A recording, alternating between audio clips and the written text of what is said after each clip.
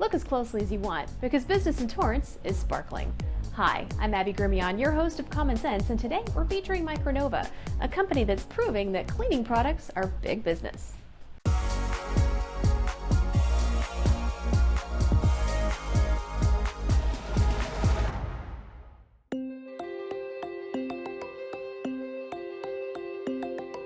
Micronova Manufacturing Incorporated has grown into a big business by being clean. We produce custom products for the cleanroom industry. Pharmaceuticals primarily. When we founded the company, it was more aerospace and electronics. The unassuming industrial exterior of Micronova quietly hides the amount of technology and manufacturing in store. Audrey Reynolds-Lohman is the president of Micronova Manufacturing Incorporated, and she is no stranger to business. When I first went to get a resale certificate, they told me that I had to pay $40 for a resale certificate, or they said if you don't want to do that, you can put your own name in it. I said, okay then, it's A.J. Reynolds Company. Her foray into entrepreneurship in the cleanroom industry was not the typical story. The company that I was working for, Western Magnum, the three chaps who owned it all went to Annapolis together. One of them, who I had worked with before in another company, asked me if I would like to sell, and I said, well, I would, and he said, it's in the clean room industry, and I said, well, I had worked at Hughes Aircraft Company, so I knew what a clean room was. I joined the Contamination Association, and as typical, I was still a secretary. So I got to be the secretary of that organization and learned a lot there. She persisted in her desire to sell, determined to not be forever a secretary. Number one, I had no warehouse, I had no salespeople, and I had no capital backing. So I said, okay, if that's what I have to do, I got my old boyfriend to come in and go down with me to 3M, and we came out of there with unlimited credit, thanks to him. The second thing was I got some of my attractive girlfriends to come to work with me. They were housewives and they very sharp, and they didn't really have anything else to be responsible for. And so I said, okay, now what? A warehouse. So I went and found a gentleman who was nice enough to let me use one of his offices. And that's how we got started. And then they really couldn't refuse us. Being a tape distributor is more than just Scotch tape, but that's part of it. Scotch tape is actually one of the tapes that 3M has, and that's where they got its name. But they had about 300 and some different kinds of tape. So for all kinds of uses, and you had to learn what they were, which one applies to what. A windshield on an airplane, they had a special tape for that. That's why they had so many, because whatever job you're doing with pressure-sensitive tape, it had to have someone who understood it. You don't want it to fall off in the middle of the process. So there are temperature constraints and different cleanliness applications.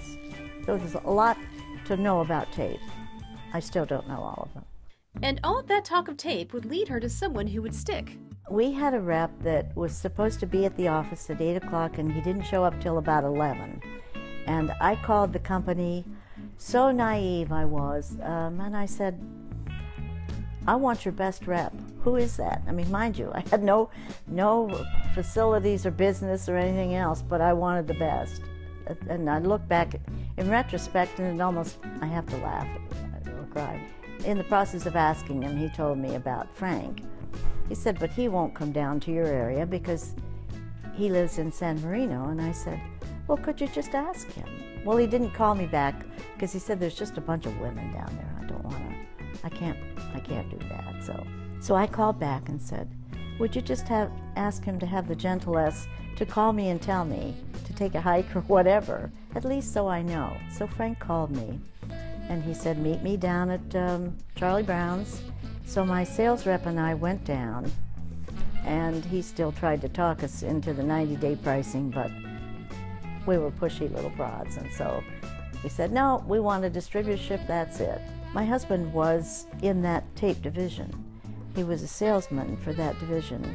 So he helped me to line the shelves, decide which tapes to use, what customers we were going to be calling on. most of them being aerospace. The space for her warehouse also served as the introduction to someone who gave her the start she needed in sales.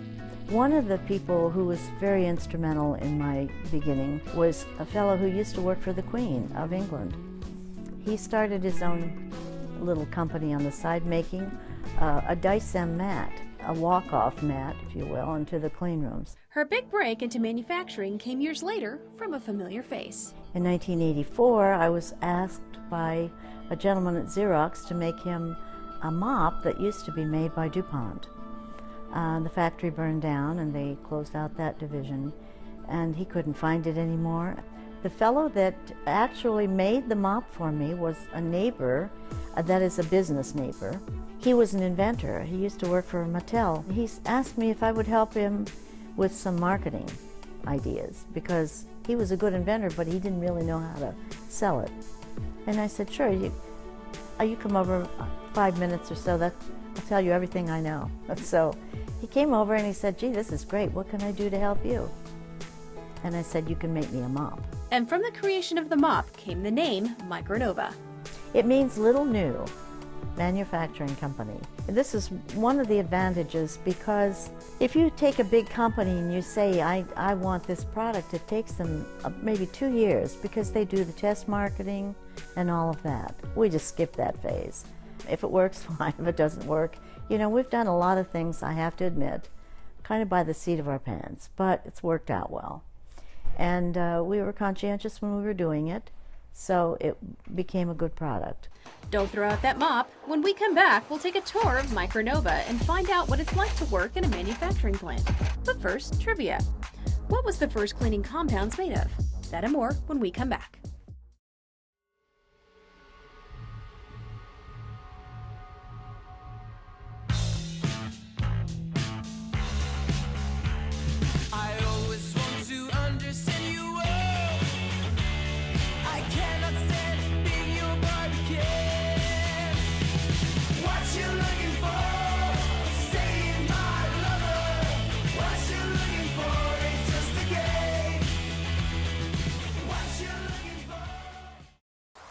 Welcome back to Common Sense. So, the answer to our trivia question. What was the first cleaning compounds made of? From the very beginnings of washing off dirt and mud to the start of the Middle Ages, most cleaning compounds were made from mixes of ashes, animal or plant fats, and oils. The fall of the Roman Empire prior to the Middle Ages led to reduced cleanliness and to catastrophic disease. By the 17th century, bathing and cleanliness experienced a renewal. So, what's it like to work at Micronova? Advantages include a flexible schedule, the ability for promotion, and benefits from a company that believes in investing in their employees. We have approximately 100 employees. We have about 8 people out in the field. The rest of them are all here in the building. We try to take care of our employees. We pay all of their health insurance, and we have 401k, which we match, and we have a good vacation and sick leave program. So we make it pleasant for them as we can. We try to find the right spots for them, and if there's something they particularly excel at, we make sure that they get promoted. And the skill set of her employees, besides manufacturing, runs the gamut. We have a microbiologist who came to us from a large manufacturing company. We have a director of quality and regulatory affairs who was a consultant. And Lohman delights in the life events of her employees. I'm happy when they can become citizens. We went through a period a number of years ago when they made a lot of people citizens all in one day. And a number of our employees were in that program. And so we had a little ceremony for them here in the conference room. We were very proud of them. So, what's a typical day like at Micronova? They like to come in early. They come in at 6 o'clock. There are people here at 6. And then there are people here at 7 or 8, but they're very hardworking people. So the hours, normal hours, are the usual ones that people have, 8 to 5, but we allow them to adjust for practicality. So for all of that activity, who are their biggest customers? We sell through distribution, and we have about 40 distributors all over the world. They're all the people who make products for us to use. So almost everybody in the pharmaceutical industry could be potentially one of our clients. And in aerospace and electronics, you can imagine the bulk of them. Medical device companies, even people who grow orchids operate in a clean environment, believe it or not, with a laminar flow bench. So there's an awful lot of people who could potentially be a customer of a clean room company. So, with all those customers, how's business? We usually used to have a 20% increase every year. But you get to the point where you can't do that every year forever, because the percentages become more and more and more money. Don't go away. When we come back, we'll find out what Micronova is doing to give back to the community. But first, more trivia. Who developed the first liquid soap? That and more when we come back.